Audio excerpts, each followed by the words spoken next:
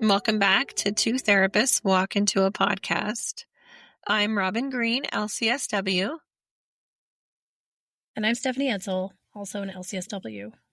We've reached the final episode of Series 5, The Men We Don't See, and this one feels really meaningful. It really does. And just to highlight, throughout this series, we've explored how men learn silence, how anger can become protection, and how loneliness often hides a deep longing for connection. And today, we're weaving those threads together to talk about what happens when love meets protection, when two nervous systems try to love and defend at the same time. Every relationship reaches that moment when two people's defenses try to love each other. And what matters most isn't the collision itself, but what comes after. So let's talk about repair and everything this series has taught us about finding it.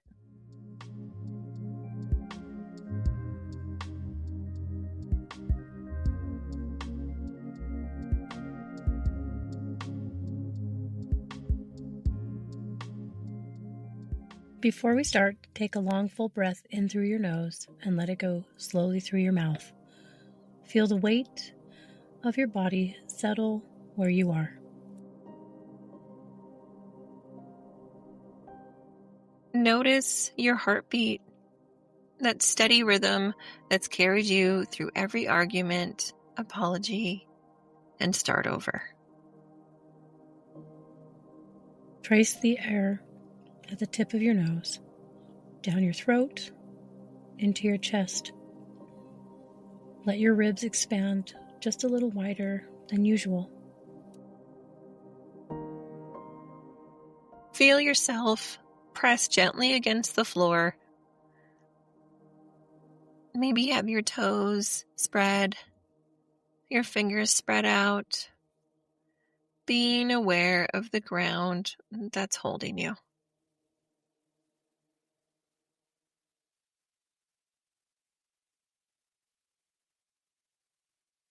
Unclench your hands, soften your shoulders, let the tension melt down toward the earth.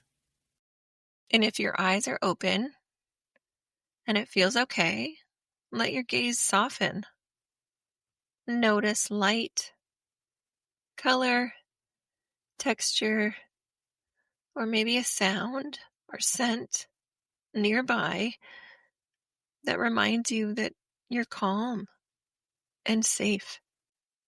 Remember, you've made it through every collision you thought might undo you, and every time you found your way back. You are here, listening, willing.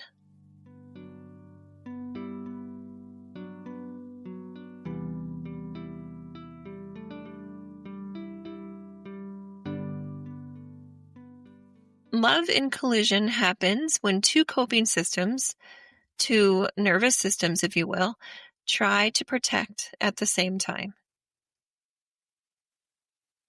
One might move toward, the other pulls away. One raises their voice to be heard, the other goes quiet to survive. Sound familiar? Yes. And these aren't flaws or signs that love has failed. They're strategies built for safety. So long before we learned what intimacy was supposed to feel like, even before we really even were aware that we were learning. Yeah. When both people are protecting instead of connecting, love turns into misunderstanding because of what Robin just said. You see defense where there's really fear, and end up hearing rejection where there's really overwhelm. Right. And in those moments, both people feel unseen. Both are trying to prove that their pain is real and it matters. Exactly. And here's where men's healing, all this work we've been talking about, becomes vital. When men start to recognize their own activation and stay with it, everything changes. It builds safety, not just for them, but for the women, partners, and families around them. Absolutely. Because when a man learns to notice his body before reacting, guess what? He gets to be part of that ending of these cycles of harm. He then becomes an ally to himself and to others. It's such a bonus. Yes. This is what nervous system repair looks like. It's not a theory, but this is a practice of returning to presence. So, this is that healing in action.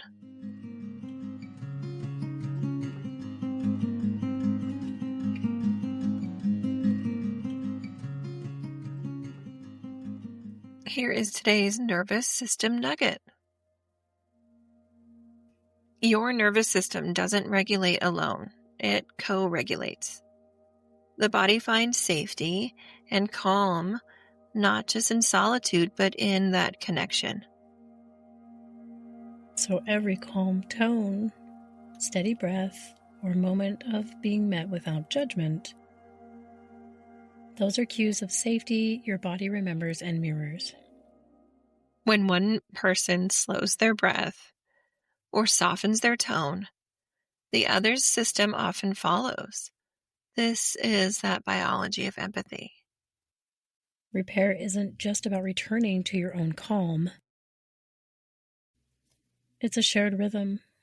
The moment two people remember together that they're safe enough to stay.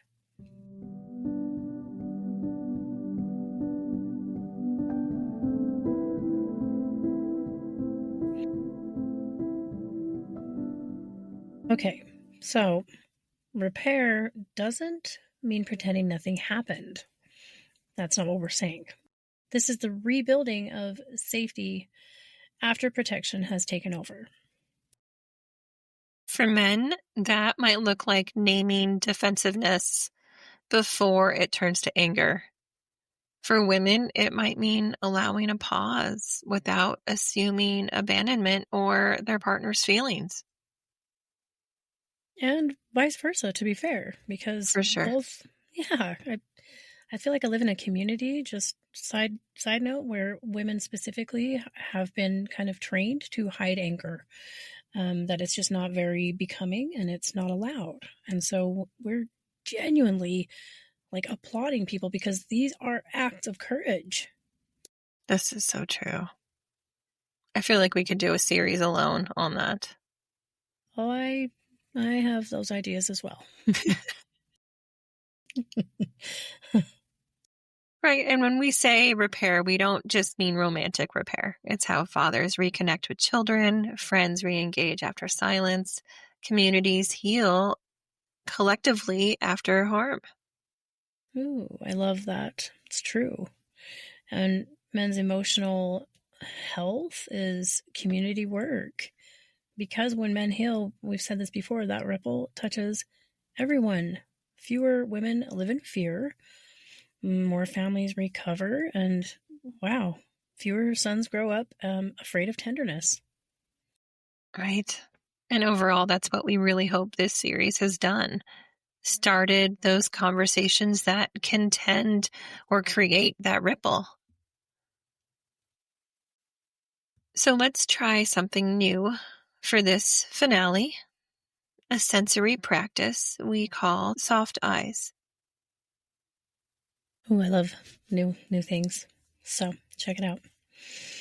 When tension builds, we often narrow our focus, our eyes, our breath, and even our thinking.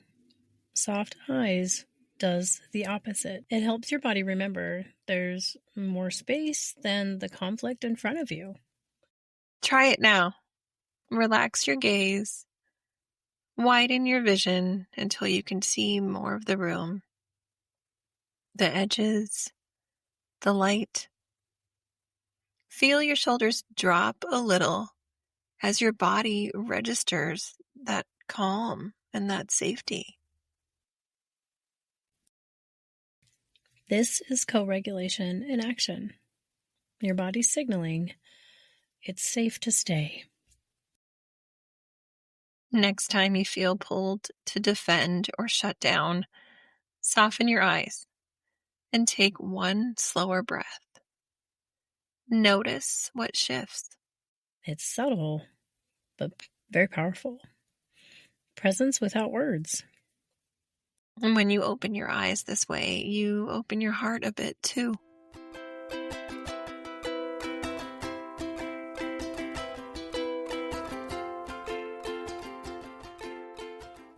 Okay, so let's dip into some real life scenarios.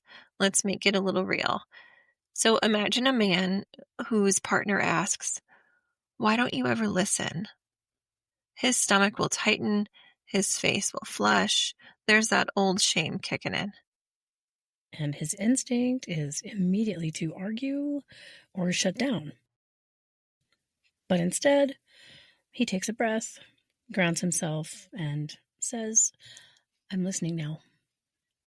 Or even a father who snaps at his teenager, then feels that instant regret flooding in. That rewire is walking back and saying, "I got too loud. That wasn't about you." That is actually really critical. Again, a real tiny pause.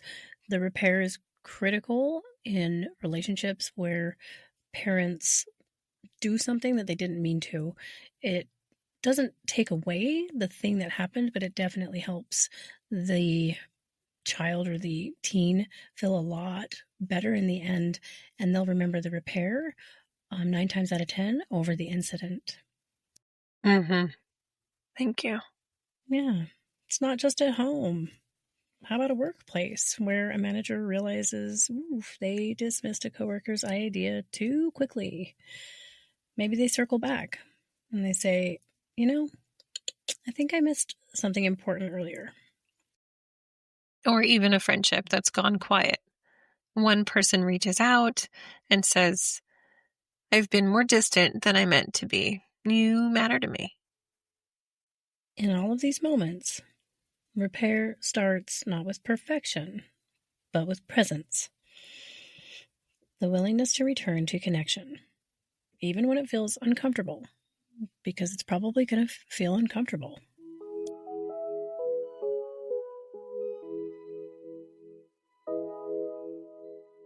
This week, I would love for you to take a moment to notice what happens in you right before you react.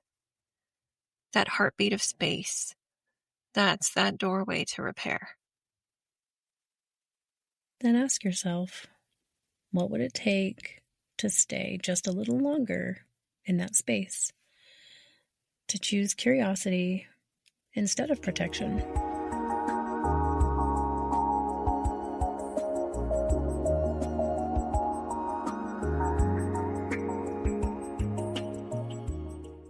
We have reached the end of the men we don't see. And we are deeply grateful you have been here with us. We are. This series has been about seeing men not for their defenses, but for their depth, for the boy inside the man who still wants to be met with care. It's about hope and remembering that growth isn't a destination, it's a practice, both personal and collective. I like that. When men get a chance to heal, it changes how we all relate in partnerships, families, workplaces, and communities. The ripple is real. And as we close this series, we also acknowledge the world that we live in, one that still asks men to hide and still often fails to keep women safe. Holding compassion and accountability together is part of the work. That's repair, noticing what needs to change and doing it together. If you've been listening along, we hope you carry these conversations forward. Keep them alive. Keep tending. Please. And if you're wondering what's next, stay with us. Series 6 is coming. The world is on fire, collective trauma, and the search for hope. We'll explore what it means to stay human in overwhelming times, how we hold each other, find meaning, and build hope when everything feels uncertain. Same heart, deeper reach.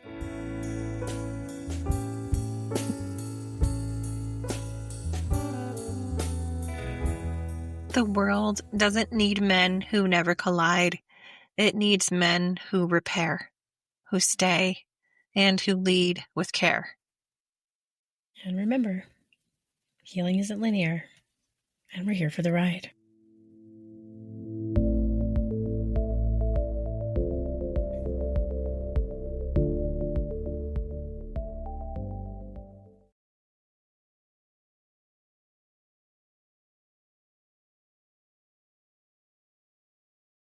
Thanks for sitting with us today. If something resonated, we'd love it if you shared the episode, left a review, or connected with us on social.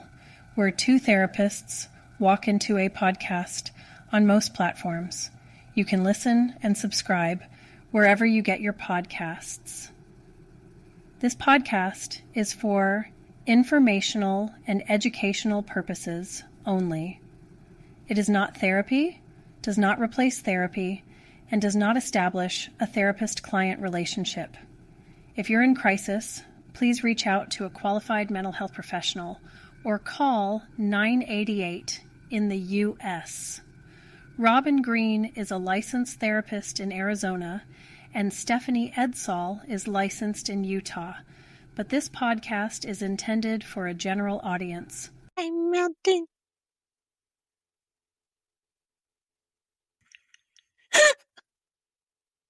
Did you say you're melting? Oh, it's because I was